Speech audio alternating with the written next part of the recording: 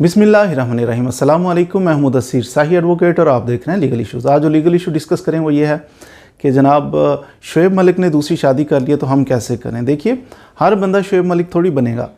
अब दूसरी शादी करने में कानून क्या कहता है, मुस्लिम फैमिली लॉज ऑर्डिनेंस 1961 उसका सेक्शन 6 आप पढ़ेंगे, उसके अंदर लिखा हुआ है दूसरी शादी करने का तरीका। अगर आप दूसरी शादी करना चाहें तो उसके लिए आपको क्या करना चाहिए, क्या नहीं करना चाहिए, क्या सज़ा हो सकती है, क्या जुर्माना हो सकता है, पहली बीवी की इजाज़त लेना ज़रूरी है या नहीं ज़रूरी, ये शॉर्ट से टाइम में इंशाल्लाह मैं गोश गुजार कर देता हूँ। दूसरी शादी का शौक़ आए तो उसके लिए पहले तो ये कानून पढ़िए, सेक्शन 6 आपने पढ़ना है, Muslim family laws ordinance 1961। Section 6 को मैं थोड़ा खुलासा आपको अर्ज़ भी कर देता हूँ।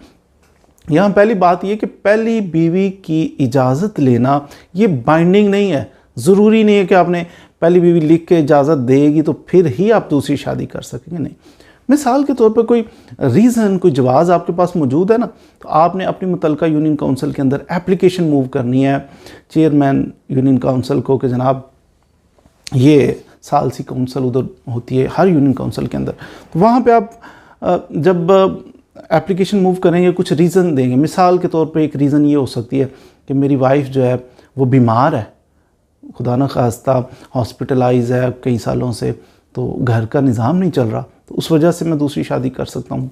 ये वजह हो सकती है मेरी औलाद नहीं है, तो मैं चाहता हूँ मेरी नस्ल आगे बढ़े, औलाद हो, तो पहली बीवी से औलाद नहीं है, दूसरी शादी करना चाह रहा हूँ, एक सॉलिड रीज़न हो सकती है।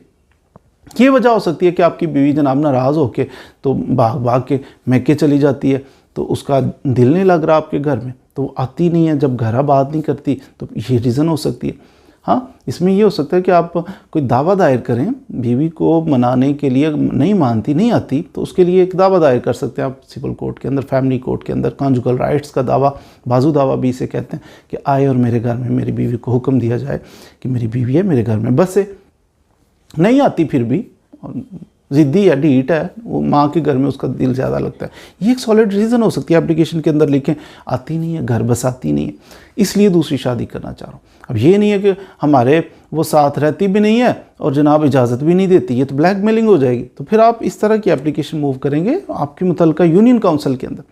यूनियन काउंसिल के अंदर जब एप्लीकेशन आपने मूव की तो वहाँ पर आपको ये इजाज़तनामा मिलेगा यूनियन काउंसिल की तरफ से। ऐसा नहीं है कि यूनियन काउंसिल में आपने एप्लीकेशन मूव की कि जनाब हमें इजाज़त दी जाए और वो कहेंगे इजाज़त है, ऐसा नहीं है, बल्कि वो आपकी पहली बीवी को, उसको भी नोटिस करेंगे, आपको भी नोटिस, बुलाएंगे दोनों पार्टीज़ को, तो मिल बैठ के। यहाँ ये होगा, ज़रूरी नहीं है कि आपकी पहली बीवी यूनियन काउंसिल में आके स्टेटमेंट दे, वो अपनी तरफ से कोई बंदा मुकर्रर कर सकती है, अपने वालिद साहब को, अपने भाई को, किसी को मुकर्रर कर सकती है, आपकी तरफ से कोई बंदा मुकर्रर हो सकता है। तो यूँ मिल बैठ के दोनों पार्टी तो ये डिसाइड करेंगे। मिसाल के तौर पे इजाज़त भी मिल सकती है, ये भी हो सकता है, कंडीशनल भी हो सकता है कि आप दूसरी शादी कर लें लेकिन पहली जो वाइफ है उसको सिक्योर भी करें, ये हमारी शर्त है, इसके नाम पे ये कर दो, उसके नाम म्यूचुअल अंडरस्टैंडिंग के साथ कोई मशरूत भी हो सकता है मामला कि ये शर्त है हमारी, दूसरी शादी कर लो, तो वो शर्त पूरी करें, शादी कर लें।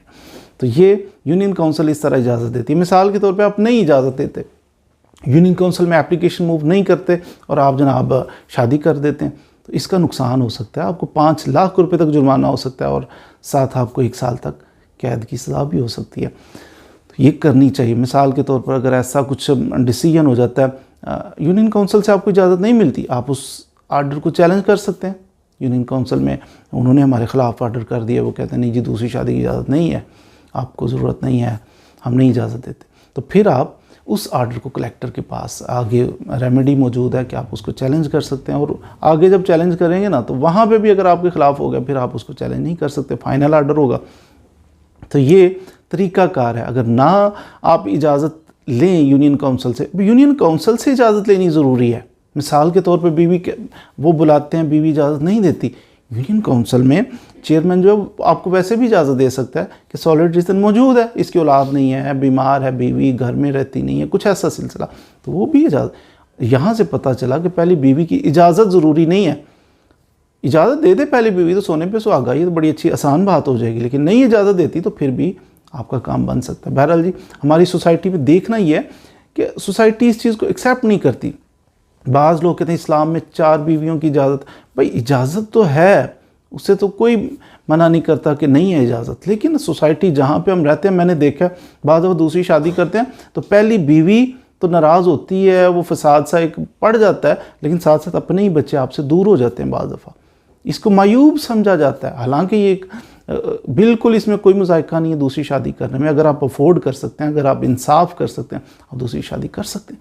लेकिन देखना ये भी है कि ठीक बात है, कर सकते हैं, लेकिन दूसरी तरफ आपका फैमिली का सिस्टम वो भी ज़रा गौर करना है कि आपकी फैमिली एजुकेटेड है, आपके बच्चे इतना शऊर रखते हैं, आपकी वाइफ पहली जो है इतना शऊर रखती है। ऐसा ना हो कि एक नया ही महाज खोल दिया जाए और आपके लिए परेशानियाँ हो। उम्मीद है आज आपने शोएब मलिक के पीछे चलते चलते दूसरी शादी जल्दी से करनी चाहते हैं तो इसके बारे में आपने पहले कुछ कानून सीख लिया होगा कि क्या क्या हर्डल्स आ सकती हैं, क्या परेशानियां आ सकती हैं, क्या क्या कानूनी रिक्वायरमेंट्स हैं जो आपको पूरी करनी है। मज़ीद वीडियोज़ के लिए हमारे साथ रहिए। Thank you very much.